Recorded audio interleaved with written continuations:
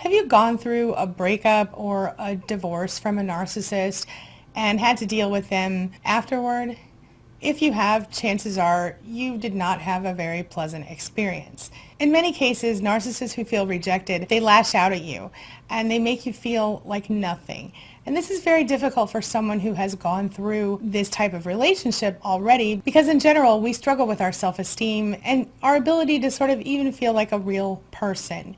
In today's video, I'm going to share with you a recording, it's very brief, and a story about a fellow survivor who, as you'll hear in this recording, seems to have kind of gone numb during the relationship, and it seems that her ex uses her numbness to further traumatize her and treat her with disrespect. So that's exactly what we're going to talk about today at queenbeing.com.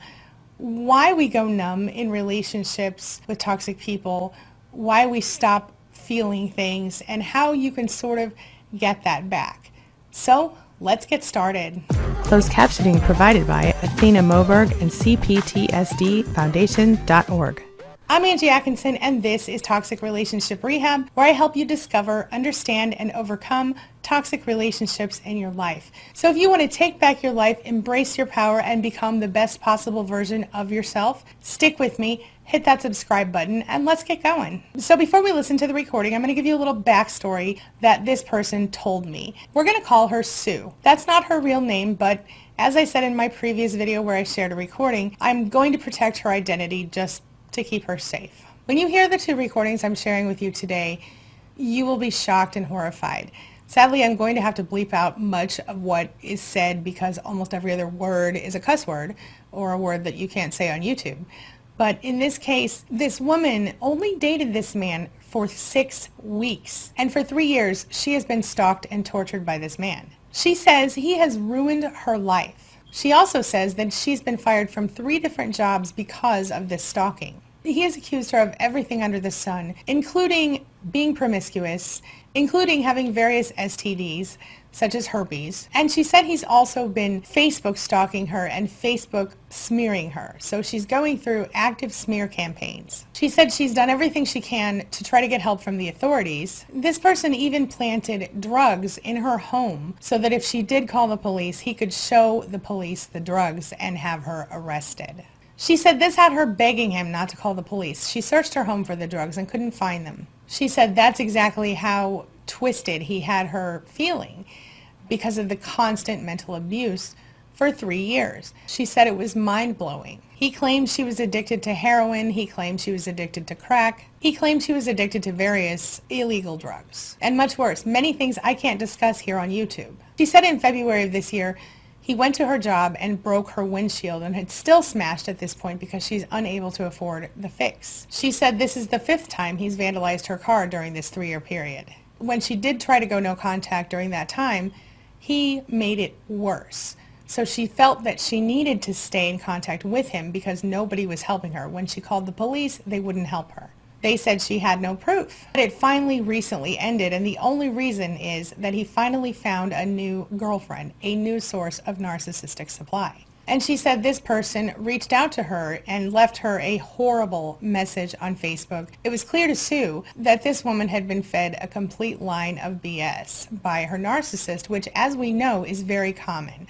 Narcissists almost never tell the truth to the new supply. And if you think back to the beginning of your relationship with a narcissist, you might recall hearing a lot of really bad things about their previous person. And if you think ahead, and you've been in a situation where your ex has moved on to a new person, you might also be experiencing something similar, where the narcissist tells the new person horrible things about you that just aren't true. This is very common. Now, this is the hard part of this video. Sue broke up with this person herself. She wasn't discarded. She realized 6 weeks in that he was toxic. She said he kept lying to her, and she noticed weird things about his behavior that felt like red flags to her. She said the moment that she finally broke it off, he physically assaulted her, leaving her with 2 black eyes, and then instantly he called the police and had them show up at her home, claiming that she assaulted him. She said the ironic thing that saved her is that he claimed she had hit him between the eyes, And the police said that when someone does hit you between the eyes, it automatically gives you 2 black eyes. She was saved by the fact that the police knew this, so they didn't arrest her, and they in fact called him out on his lying at that time. But she added that they did not file charges against him for filing a fraudulent police report. When she wanted to press charges against him for filing a fraudulent report, the police told her that wasn't her place to do it, and if the police decided not to file a report, she didn't get to either. She pointed out to the police that she could have literally gone to jail for what he said, and again, they denied her request. She said he told her he would destroy her. That became his entire mission, she said, for the following 3 years, to bury her and destroy her. She said she doesn't want to stoop to his level, but that she does want some sort of closure. She said she got no closure, she got no justice, and as we know, that's unfortunately very common with narcissists. She did get a restraining order against this person, but when she asked the police how this piece of paper will protect her if, say, she's somewhere without her phone or her electricity goes out, she said, "How does this keep me safe? How do I enforce this order?" She said the officer wasn't reassuring and told her she could always jump out the window if she felt threatened. When she told the officer she lived on the 3rd floor, he didn't seem daunted and didn't offer an alternative solution.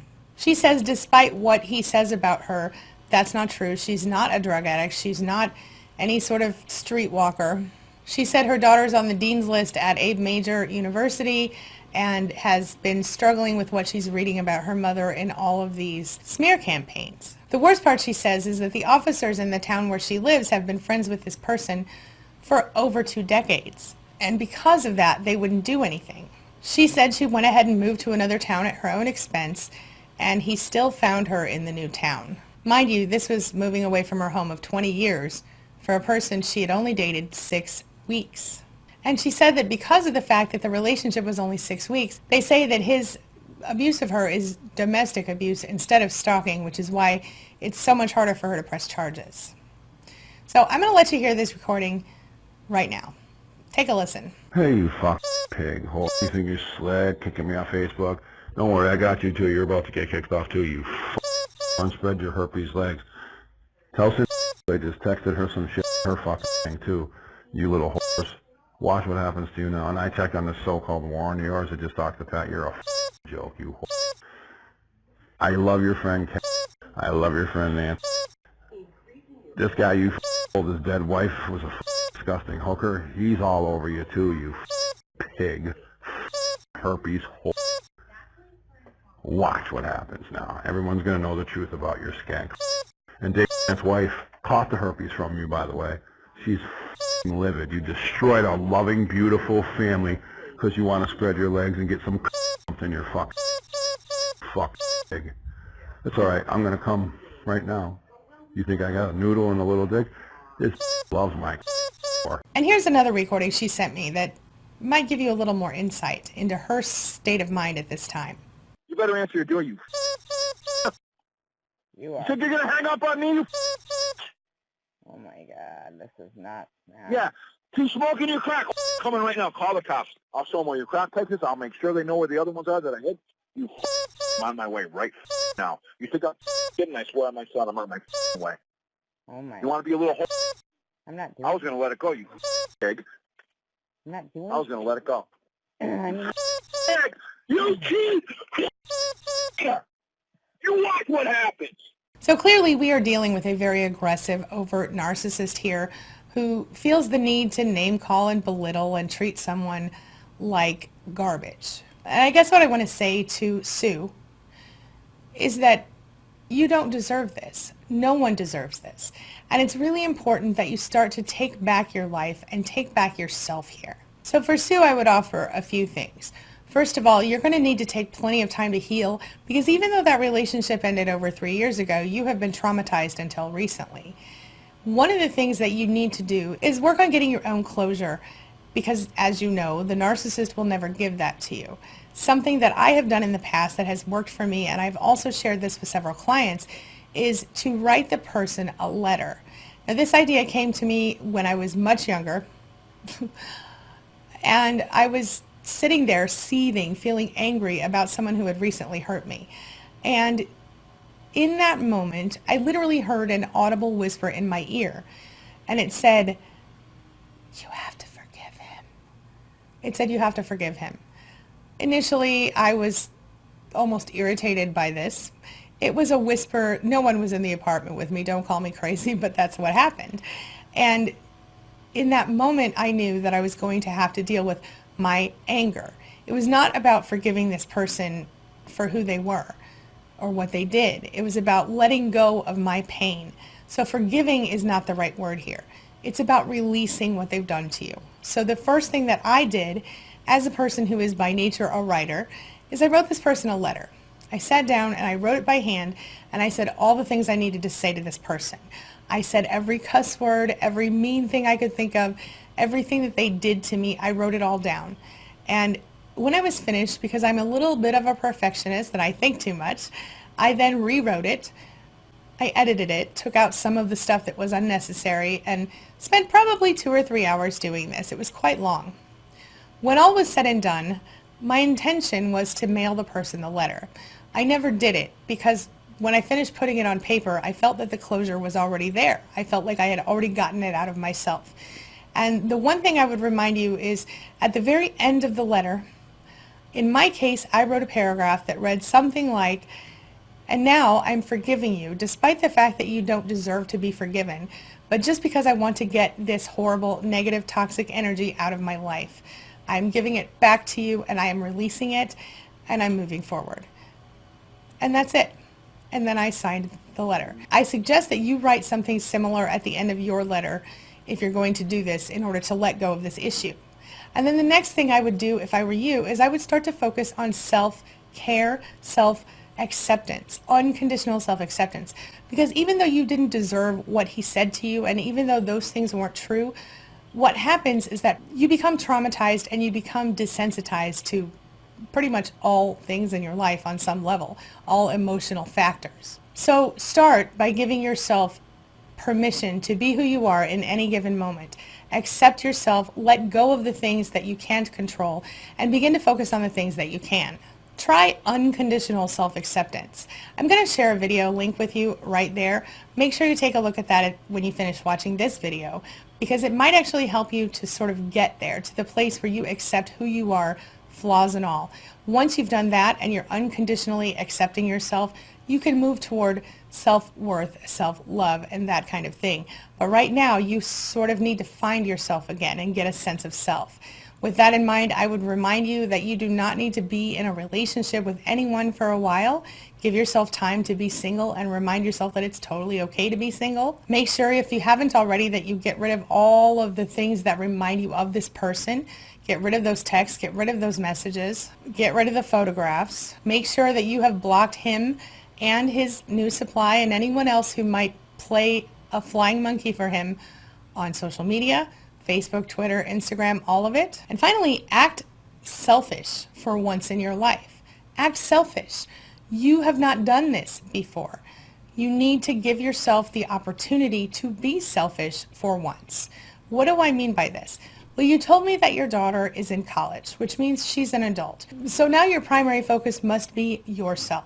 Chances are that you've never really focused on just yourself, at least not in the last 25 years or so, due to the fact that you did have a daughter. And if you have focused on yourself in the past, even better, because now this gives you the opportunity to kind of remember what it is to give yourself a chance. Remember that the best revenge, the best thing you can do to get past this sort of thing, the best way to sort of get back at a narcissist for treating you the way they do, is to live your life well without them, to be happy without them, to continue to thrive without them. Give yourself that opportunity. You deserve to be happy. You deserve to be safe. You deserve to feel love and to be loved. That all starts with loving yourself enough and accepting yourself enough to know that you really do deserve better and to take nothing less. Take care of yourself, stay strong, and know that you're not alone. If you'd like to learn more, take a look at the video and the link above right now. It's going to give you a little more information about this topic and help you with some healing ideas. All right, now this brings me to the question of the day. And the question of the day is, did this recording resonate with you? Could you recognize any of it? And have you personally dealt with the feeling of going numb after such treatment? Share your thoughts, share your ideas, share your experiences in the comment section below, and let's talk about it. Before I go, I'd like to say a really quick thank you to all of my subscribers, all of the people in my Spanily, and to all of my channel members, those people who choose to support me through the YouTube membership program. You'll see their names scrolling right there. Thank you so much. Your support helps me to produce more content, to share more free things with our community of narcissistic abuse survivors, and it means the world to me. It is literally my mission in life. Thank you again for your support. It means so much to me. Before I go, take a look at the videos I'm leaving for you right there and right there. And while you're here, hit that subscribe button so we can stay connected and continue on this healing journey together. And as always, thank you so much for being a part of my day and a part of my life. And hey, thanks for letting me be a part of yours. It really does mean a lot to me. I'll see you soon.